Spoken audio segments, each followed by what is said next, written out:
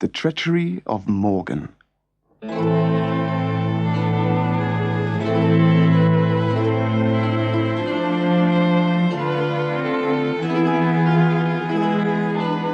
Armed with the magical sword Excalibur, King Arthur drove many invaders and evil knights out of England.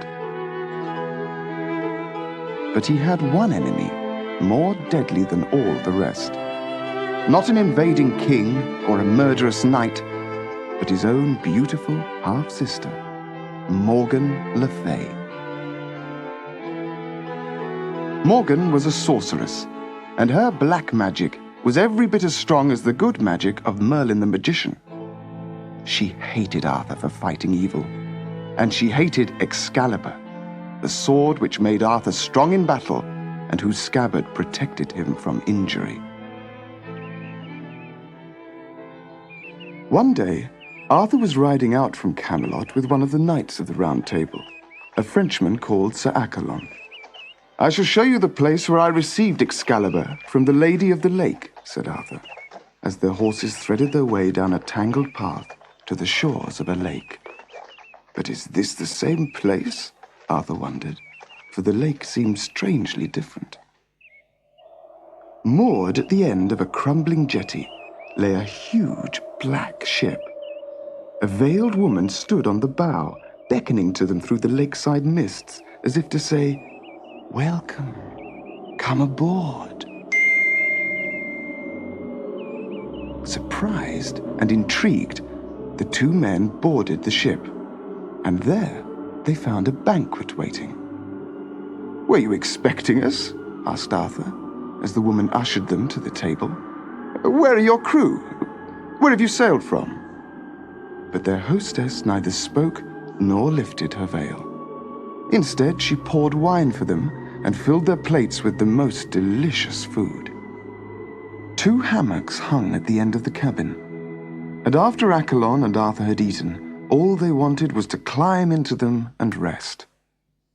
The boat rocked. The hammocks swung. Both knights were asleep before the lakeside birds stopped singing. When the morning sun shone in his face, Sir Accolon yawned and opened his eyes. He was lying in a walled garden, and a servant was offering him a sword. "Get up at once, Sir Accolon!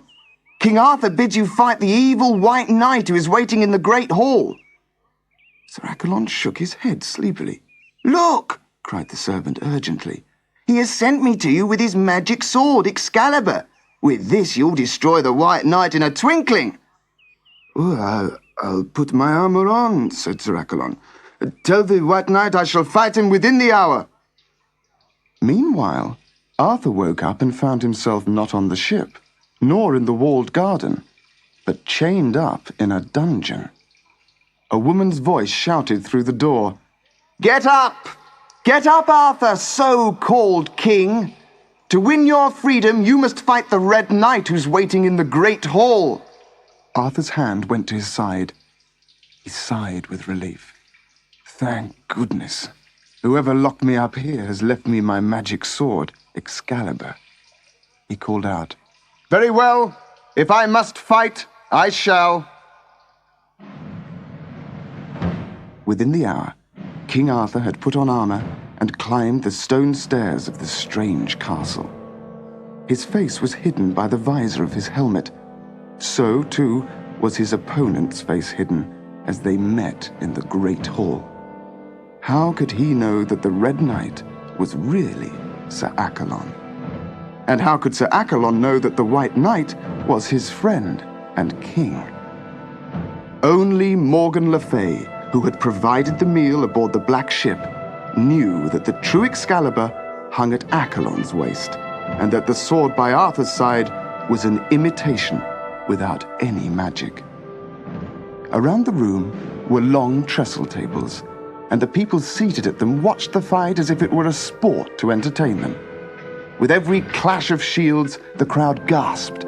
With each swish and slash of swords, they expected to see one knight fall dead. Tables were overturned.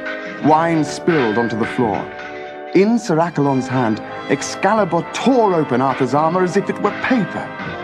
Arthur's useless sword glanced off Accolon's armor. "My magic has left me!" cried Arthur. "This is not Excalibur! I cannot fight, and I am not protected from hurt! This Red Knight has my sword and is killing me with it!" As he prepared to face death at the hands of the strange Red Knight, something caught Arthur's eye.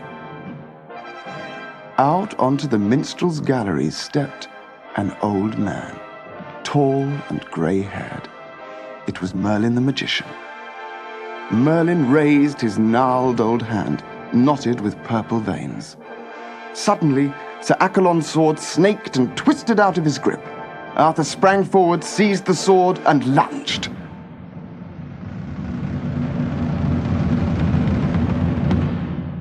As Accolon fell, Arthur pulled off his helmet. "No! Accolon, my friend! Who has done this?" he whispered. "Who has made me fight one of my own knights?" Then, clutching his beloved sword, he fell to the ground, weakened by his many wounds. Merlin took Arthur to a convent where the nuns nursed him day and night. But so many were his wounds that they could not have saved his life but for Excalibur. In his right hand he held the sword by its jeweled hilt, and in his left he held the scabbard whose healing magic, little by little, made him well. "You must have complete rest and quiet," said Merlin as he left the convent. "Let no one visit him." The nuns promised they would not. But when a beautiful and gentle-looking woman called one day and begged to visit Arthur, they could see no harm. "Please say yes," pleaded the visitor. "Arthur is my brother, after all." And so, the scheming and envious Morgan Le Fay was shown into the bedroom where Arthur lay sleeping. His right hand was closed tight around the sword hilt, but the scabbard had slipped out of his other hand and lay on the pillow. Quickly, Morgan slipped it inside her cloak and hurried away.